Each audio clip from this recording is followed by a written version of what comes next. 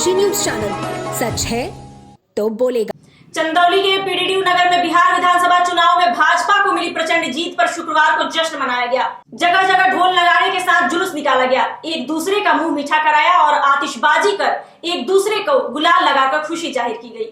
बता दें कि इस मौके पर जिलाध्यक्ष काशीनाथ सिंह ने कहा कि यह जीत आम जनमानस की नरेंद्र मोदी और भाजपा सरकार के कार्यों पर विश्वास को दर्शाने वाली जीत है। मुगलसराय के भाजपा विधायक रमेश जायसवाल ने कहा कि यह जीत बिहार के भाजपा कार्यकर्ताओं की अभूतपूर्व मेहनत का परिणाम है।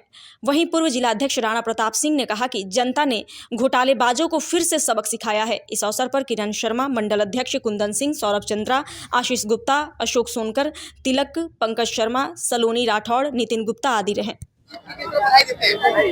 आज तो आप सारे लोगों ने देखा होगा कि एनडीए गठबंधन की बिहार में ऐतिहासिक जीत है और इस जीत में विरोधियों के सुपड़े साफ हो गए। यह जीत निश्चित तौर पर देश के यशस्वी प्रधानमंत्री जी और बिहार के विश्वकर्मा नीतीश कुमार जी की जोड़ी ने बिहार में धूम मचा दिया। गठबंधन के पांचों दलों के लोगों ने पूरी तन्मयता, पूरे निष्ठा के साथ बिहार के चुनाव में लगने का काम किया। परिणाम है कि बिहार की जनता ने इस देश के यशस्वी प्रधानमंत्री जी के उस कार्य कुशलता पर पूरी तरह से मुहर लगाते हुए बिहार के विकास में केंद्र सरकार की भूमिका को पूरी तरह स्वीकार कर लिया।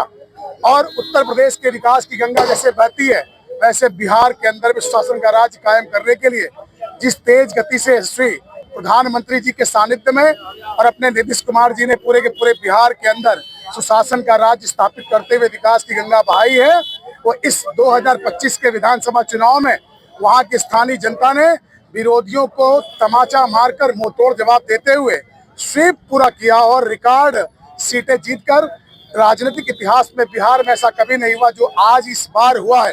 इस नाते मैं कह सकता हूं, मैं खुद बिहार चुनाव में गया था। भागलपुर की सातों सीटें भारतीय जनता पार्टी गठबंधन को प्राप्त हुई और जिस विधानसभा में कहलगांव में मुझे भेजा गया था वहां 52,000 से ज्यादा मतों से हम चुनाव जीते हैं और अब तक का सारा रिकॉर्ड वहां टूटा।